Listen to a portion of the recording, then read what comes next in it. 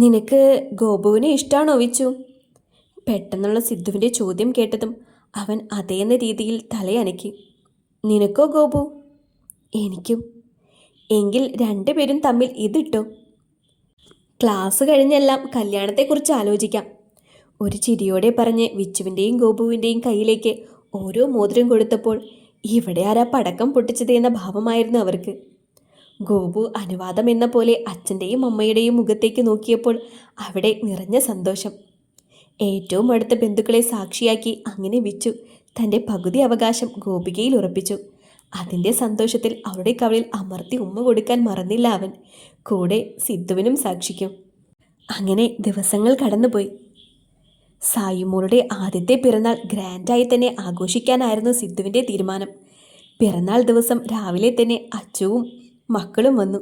കിച്ചുവിന് എന്തോ അത്യാവശ്യം മീറ്റിംഗ്, അത് കഴിഞ്ഞ് വന്നിരിക്കുമെന്ന ഉറപ്പിൻ്റെ പുറത്താണ് സിദ്ധു അവനെ ഓഫീസിലേക്ക് വിട്ടത് തന്നെ. കയ്യിലൊരു ഗിഫ്റ്റുമായി അകത്തേക്ക് കയറി വന്ന ആളെ കണ്ട് ഒരു നിമിഷമൊന്ന് പകച്ചെങ്കിലും പിന്നീട് ചെറു ചിരിയോടെ തന്നെ അവൾ അവനെ സ്വീകരിച്ചു. അപ്പോഴിന് സുഖാണോ? ഒരു ഫോർമാലിറ്റി എന്ന പോലെ സച്ചു ചോദിച്ചതും സിദ്ധുവും അവരുടെ അടുത്തേക്ക് വന്നിരുന്നു. സുഖം. കണ്ണേട്ടൻ പറഞ്ഞിരുന്നു ഇപ്പോൾ ബാംഗ്ലൂരാണെന്ന്. നാട്ടിൽ എന്ന് വന്നു? ഇന്നലെ രാവിലെ. നാളെ വൈകിട്ട് പോകും. ഇനി നാട്ടിൽ നിന്നൂടെ? എന്തിനു വെറുതെ?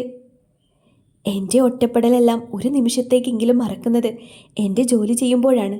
ഒരിക്കലും ഞാനൊരു നല്ല അധ്യാപകനായിരുന്നില്ല. പക്ഷേ ഇപ്പോൾ എൻ്റെ കഴിവിൻ്റെ മാക്സിമം ഞാൻ ശ്രമിക്കുന്നുണ്ട്. ചോദിക്കുന്നതിൽ പ്രസക്തിയില്ലെന്നറിയാം. എങ്കിലും നിനക്ക് സുഖമല്ലേ മോളെ?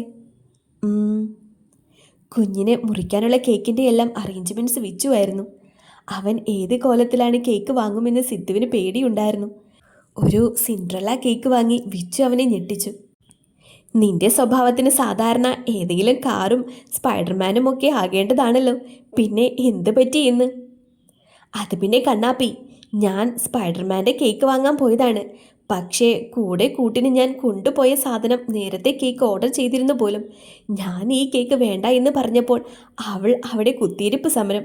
വാങ്ങിയില്ലെങ്കിൽ വീട്ടിലേക്ക് വരില്ല പോലും. പറഞ്ഞ ആ അലവലാതി പറഞ്ഞതുപോലെ ചെയ്യും. അതുകൊണ്ട് ഞാൻ റിസ്ക് എടുക്കാൻ നിന്നില്ല. നമുക്ക് വൈകിട്ട് സ്പൈഡർമാൻ കേക്ക് കട്ട് ചെയ്യണേ കണ്ണാപ്പി. പരാതി പോലെ വിച്ചുവിൻ്റെ ഡയലോഗ് കേട്ടതും അവൻ അടുത്തു നിന്ന് ഗോപുവിനെ ഒന്ന് നോക്കി.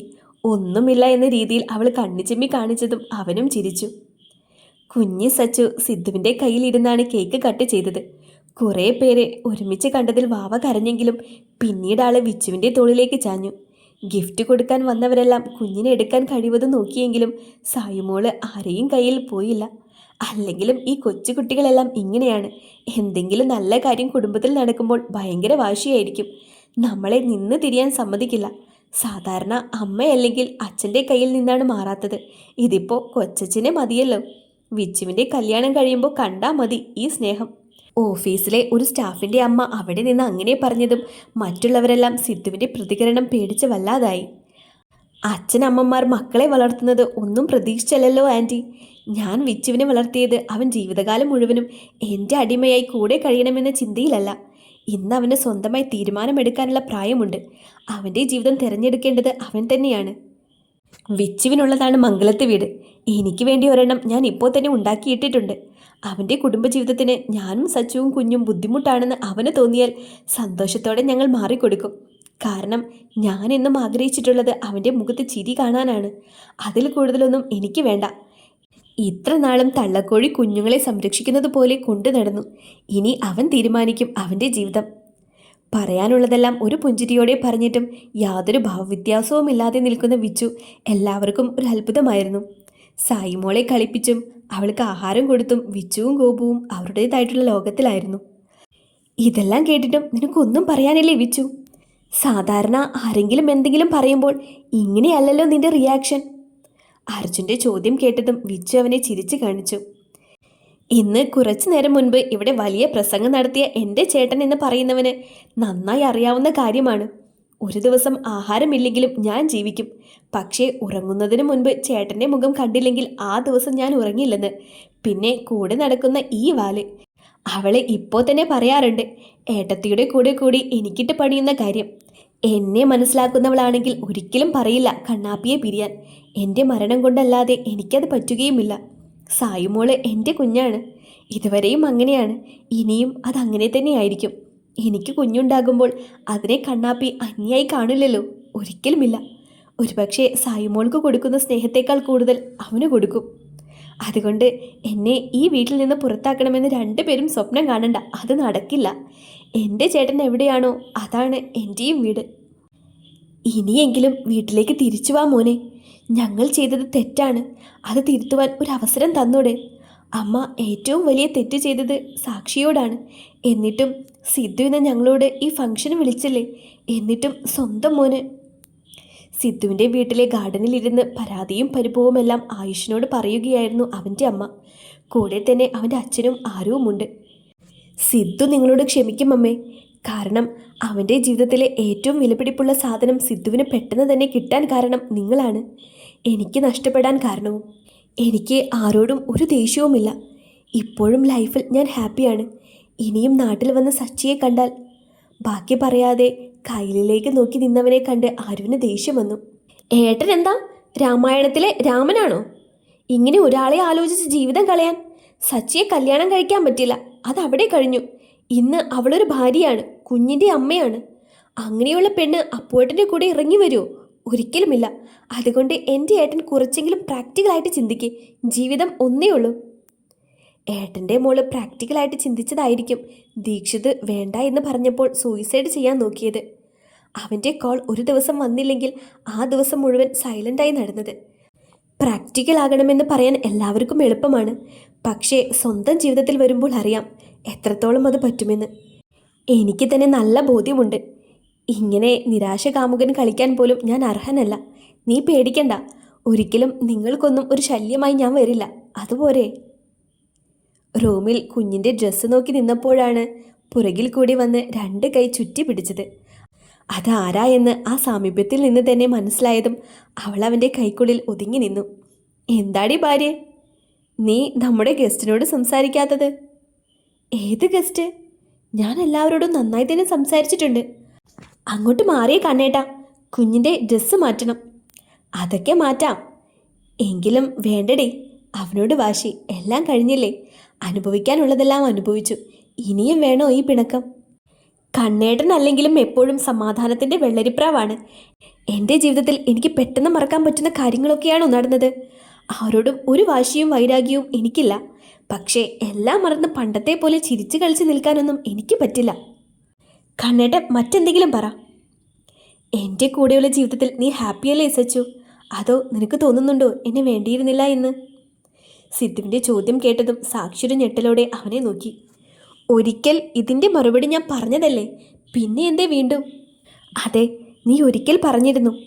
ഇന്ന് സിദ്ധാർത്ഥിൻ്റെ മാത്രം പെണ്ണാണ് നീ. അപ്പോൾ പിന്നെ നിനക്കെന്തിനാ ആയുസാറായിട്ട് ശത്രുത? എല്ലാത്തിനും കാരണമായ അവരുടെ അമ്മയോട് പോലും നീ സംസാരിച്ചു. ഒരു ജീവിതമേ ഉള്ളൂ സച്ചു. ഇനിയും പല കാര്യങ്ങൾക്ക് നിങ്ങൾ തമ്മിൽ കാണേണ്ടവരാണ്. അപ്പോഴെല്ലാം ഇങ്ങനെ മുഖം തിരിച്ച് നടക്കാൻ കഴിയുമോ? ഇനി നീ സാറിനോട് സംസാരിക്കുമ്പോൾ ഞാൻ എന്ത് ചിന്തിക്കുമെന്ന് പേടിയാണോ നിനക്ക്? എങ്കിൽ അത് വേണ്ട. നീ എൻ്റെ ഭാര്യയാണ്, എൻ്റെ കുഞ്ഞിൻ്റെ അമ്മയാണ്, വിച്ചുവിൻ്റെ ഏട്ടത്തിയാണ്. അങ്ങനെയുള്ളവൾ ഏതെങ്കിലും ഒരാളായിട്ട് സംസാരിച്ചാൽ അയാളുടെ ഒപ്പം പോകുമെന്ന് ചിന്തിക്കാൻ മാത്രം നിന്നെ വിശ്വാസമില്ലാത്തവനല്ല ഞാൻ. അതുകൊണ്ട് ഇനിയും ഇങ്ങനെ പിണക്കം വേണ്ട സച്ചു, മതിയടി. ഞാൻ ശ്രമിക്കാം കണ്ണേട്ടാ, പക്ഷേ എനിക്കുറപ്പില്ല. ആയുഷിനി നാട്ടിൽ നിൽക്കാൻ പ്ലാനൊന്നും ഇല്ലേ? ഹാളിൽ പാർട്ടിയെല്ലാം കഴിഞ്ഞ് ബന്ധുക്കൾ മാത്രമുള്ള അവസരത്തിൽ കിച്ചുവിൻ്റെ ചോദ്യമായിരുന്നു അത്.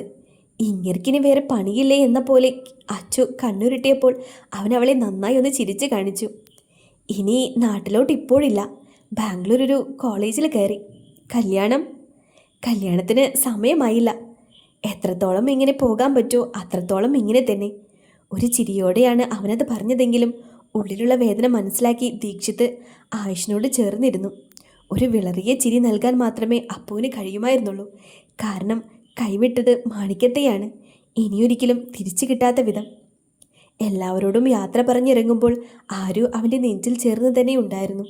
ആരൊക്കെ എന്തൊക്കെ പറഞ്ഞാലും അവൾക്ക് അവൻ സ്വന്തം ചേട്ടനല്ലാതെ ആകുന്നില്ലല്ലോ. ചേട്ടൻ്റെ കാര്യം ഓർത്ത് എൻ്റെ മോള് വിഷമിക്കണ്ട. ദൈവം എനിക്കൊരു പെണ്ണിനെ തീരുമാനിച്ചിട്ടുണ്ടെങ്കിൽ സമയമാകുമ്പോൾ അതെല്ലാം നടക്കും. ഇനി ഈ ജീവിതത്തിൽ ഒരു പെണ്ണില്ലെങ്കിലും നിന്റെ ചേട്ടൻ ഹാപ്പിയാണ്. ഇന്ന് ബാംഗ്ലൂർ കോളേജിലെ കുറേ കുട്ടികൾക്ക് ഞാൻ പ്രിയപ്പെട്ടവനാണ്. ഇനി അവരുടെ സന്തോഷവും ദുഃഖവുമെല്ലാം ആയിരിക്കും എൻ്റെയും. വെറുതെ ആരോടും എൻ്റെ പേരിൽ ദേഷ്യം കാണിക്കരുത്. നീ ദീക്ഷിതുമായിട്ട് ഹാപ്പി ആയിരിക്കണം.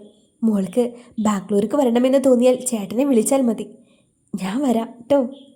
അങ്ങനെ എല്ലാവരോടും യാത്ര പറഞ്ഞ് ഇറങ്ങാൻ പോയപ്പോഴാണ് സിദ്ധുവും സച്ചിവും മുകളിൽ നിന്ന് ഇറങ്ങി വന്നത്. അവരെ നോക്കി ഒരു മങ്ങിയ ചിരി ചിരിച്ച് ഇറങ്ങുക എന്ന് പറഞ്ഞ് പോകാൻ പോയതും സാക്ഷി അവൻ്റെ കയ്യിൽ കയറി പിടിച്ചു. ഇങ്ങനെ സ്വയം ശിക്ഷിച്ചത് മതി അപ്പോയേട്ടാ. 3 വർഷമായില്ലേ. കഴിഞ്ഞതെല്ലാം ഒരു ദുസ്വപ്നം എന്ന പോലെ നമുക്ക് മറക്കാം. ഇനിയെങ്കിലും ഏട്ടനൊരു ജീവിതം വേണ്ടേ? മറക്കണമെന്ന ആഗ്രഹമുണ്ട് മോളെ. പക്ഷേ എന്തോ എനിക്ക് പറ്റുന്നില്ല. ഇനി എനിക്ക് വേണ്ടി ഒരാളുണ്ടെങ്കിൽ അവൾ എൻ്റെ അടുത്ത് തന്നെ വരും. അതുവരെ ഇങ്ങനെ പോട്ടെ. നീ സന്തോഷമായി ജീവിച്ചാൽ മാത്രം മതി. സിദ്ധു, ഇറങ്ങാട്ടോ. പോയിട്ട് വാ. എല്ലാവരോടും യാത്ര പറഞ്ഞ് ആയിഷ അവിടെ നിന്ന് ഇറങ്ങുമ്പോൾ അവനെ യാത്രയാക്കാൻ എന്ന പോലെ സിദ്ധുവും വിച്ചുവും തുടങ്ങി ആ കുടുംബം മുഴുവൻ അവൻ്റെ പുറകിലുണ്ടായിരുന്നു. ഇതേ സമയം ബാംഗ്ലൂരിലെ കോളേജിൽ തനിക്ക് ഏറെ പ്രിയപ്പെട്ട ആയുഷ് സാറിനെ എങ്ങനെ പ്രപ്പോസ് ചെയ്യാമെന്ന ചിന്തയിലായിരുന്നു സോന.